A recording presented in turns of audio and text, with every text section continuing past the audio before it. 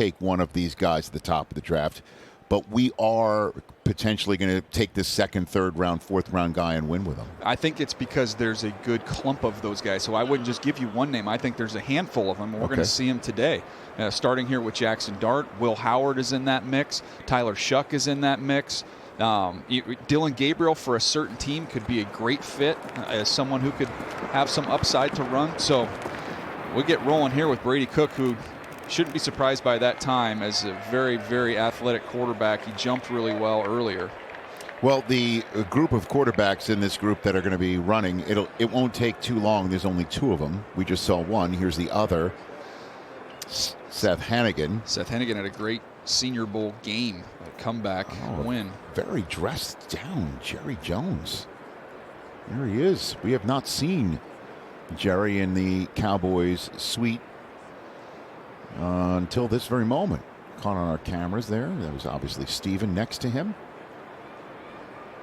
So in terms of the casual look, he was selectively aggressive with that one, I think. Nice. Hannigan, 4.78. With Jerry Jones in the building, I think that makes Spade the second best actor here today. By the way, I must say, Jerry Jones and Landman. Phenomenal. I'm not saying this just because, you know, he may be hearing this or whatever. It's the truth. You know, they gave out Emmy Award nominations for guest actors or guest appearances. That was unbelievable. Unreal. Emotional, he is. Right? Big time. Apparently not scripted either. All right. So, potentially Emmys in the future. I think he'd prefer a Super Bowl. Obviously, Lombardi is what he would prefer, but I didn't see that one coming either. I was not spoiled or anything like that, and he popped up, and that was unreal. My wife and I, we racked it back to watch it again because we could not believe it of how. And by the way, he's in the scene with John Hamm and Billy Bob Thornton, and he stole it. Heavy hitters. He stole it. So you mentioned the acting part right there. But we're having a pause, by the way, because with just two quarterbacks, they got to give them. Oh, you got to give them a break, right? A little bit of a blow here. You don't want to just run right back. Trust out there. me, I know that well. You just got to in between runs. You got to give a second. That's right, because normally there's a whole bunch. So just I guess returning to the conversation of who could be that second, third, fourth round guy that somebody would like us to talk less about because they kind of already have fallen in love potentially for that.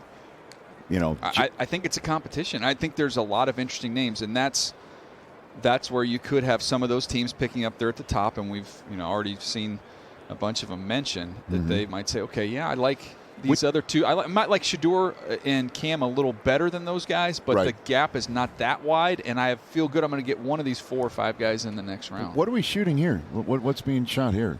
You're seeing your hand on the football. So they do this. Every team, you get the entire workout, and then you'll get the pictures, the images, all that stuff, and then that's with you holding a ball. Right. So you're doing the miles per hour on that. They'll do that to get that off the pad. They'll throw off the pad, and then they just want to see the ball in your hand. There's a lot of people talking about this kid, and it's not just McAfee, about what we saw from him this year in Columbus and his height and his speed and his weight and his heart and his brain. That maybe he's undervalued at this point in time, Will Howard? Well, you talk about the size. He's prototypical from that standpoint. He can move around. He got hot there at the end of the year. The question, and I'm just pulling it right off my notes, is just pure top-end arm strength. And with the skill players they had at Ohio State, you're not having to put the ball in a lot of tight windows because the separation is so great. So this is a big day for him to get out here. A lot of these coaches have not seen him throw live, so this is the first opportunity, and they'll get to work him out privately.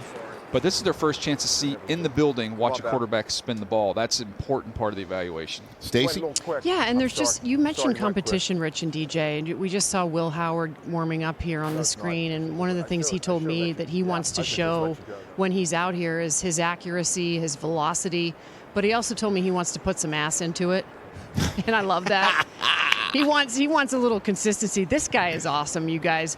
I'm walking through the convention center every day this week doing my duties, and this guy's in the corridor throwing footballs to one of these other prospects over the walkways where there's this like huge space in between, and every day I see Will Howard doing this. I mean, he's so fun to be around. We'll see if we put some ass into it today. But then also I just wanted to mention Jackson Dart. I had an opportunity to speak with him as well. And, you DJ, have talked about kind of where he's falling and how he's climbing up this conversation. He told me he's not trying to hold anything back out here today. He wants to go out there, let it rip, do it with confidence. He wants to put it right on these receivers. Remember, these aren't their guys, right? But for the most part, this is a competition out here today. Jalen Milroe told me he wants to prove he can throw the ball. Everybody thinks he's a one-dimensional quarterback. This is a very important day for him and a lot of these guys. Is it true his hand size grew from the Senior Bowl? Jalen Milrose, yeah. It didn't grow. It got measured differently. Oh, is that? Yeah. So, how does that happen? I'm not a doctor, but I'm going to say that was probably the more likely of the two scenarios. Here's the second run of Hennigan, and I just love the lather on these guys. They are, and I love the competition aspect of it, Stacy. It's great. Great quote. Put some ass into it, Rich.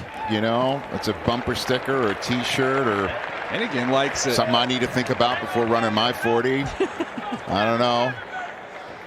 But now we've got the wide receivers. Adjust your eyes now because it's going to start getting real fast. Okay, now. It's Tyler Shuck. Tyler Shuck's going to get out there. Then we're going to have to give him a breather. Then he's going to run it again. And the wideouts go. He's 25 years old. He's got 4 degrees. I don't believe one of them is kinesiology, but he is smart enough to know he's going to need a little bit of a breath before he has to run his next one. And again, with a redshirt year and then a COVID year, his first year as a collegiate player was 2018 when he played 3 games as a reserve redshirt in Oregon. And then 2 years later in 2021, he goes to Texas Tech. And then in 2024, he plays in Louisville this year. 7 years. He's had some injuries along the way. He's running. That's why he's running, because he can run. 4.69. That's a great time. There he is, getting fired up. Tyler Shuck, he is big, and he has a strong arm. Watch him, and you'll see some big-time throws. He is aggressive. He can get to number 3 in the progression, 1 to 2 to 3. And then he can really, really let it rip. You'll see him off balance, make some big-time throws where it's just all arm. He's set up for this environment to have a really good day because he can spin the football. He is big and strong. And just again, we talk about experience and how he had mentioned before, he's also got a little showmanship in him. This is what he was doing to say, get everyone going.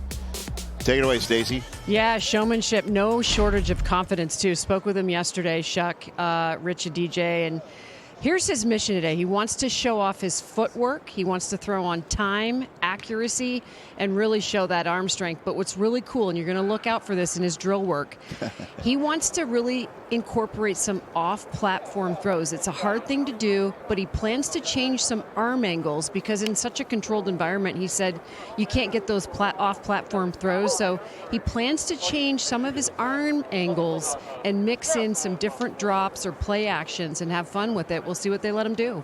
Okay. Talked to one of the teams that spent some time with him this week and said they got a little bit of a Phillip Rivers vibe from him, personality-wise, fills the room. That's good. And just again, I know we were talking about before that how it's an antiquated notion now to look at guys who have been transfers from one school to the next and wonder why and what's up with that and how come your other school let you go and things like that. Once again, you take a look at the quarterbacks in this group. Riley Leonard went from Duke to Notre Dame. Kyle McCord went from Ohio State to Syracuse. Graham Mertz went from Wisconsin to Florida. Curtis Rourke went from Ohio to Indiana. Just Google it. Shedeur Sanders, Jackson State to Colorado. Tyler Shuck, 3 different schools, Oregon, Texas Tech, and Louisville. And Cam Ward, the rare trip from Incarnate Word to Washington State to the U. Jalen Milroe is the only quarterback in this group who stayed in one school. That's pretty interesting. Where it used to be one transfer, now there's one that's made it all the way through. Yeah. I mean, this young man is the standout in that regard of this group. And it's Alabama, which is no slouch, as you know. Yeah, and he had to wait. He had to wait behind Bryce to Young get his opportunity. Right. But it is, yeah, again, I think you can find a lot of positives either way. You can find positives of guys who've been patient, stuck it out, and kind of worked through it at their existing schools. And I like the fact that the rest of these players, really all the rest of these players, have had to adjust. They've had to adjust to new environments, new coaches, new systems, and you get a chance to see how they perform. So Shough has caught his breath from his 4.69 40 and then his post 4.69 40 run through the end zone to fire up the crowd. And it's now time for run number 2. So do you think when his showed up on campus there at Oregon with Penei Sewell in his class that he thought that they would both be on this different of a path? No doubt. Off he goes again for his second run. 4.69 is improved upon. Oh, yeah.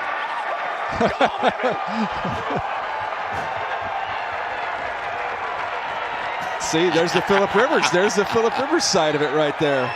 Although I don't think Phillip had 4.64 in his bag if he's watching. This is great. That's awesome. So much fun.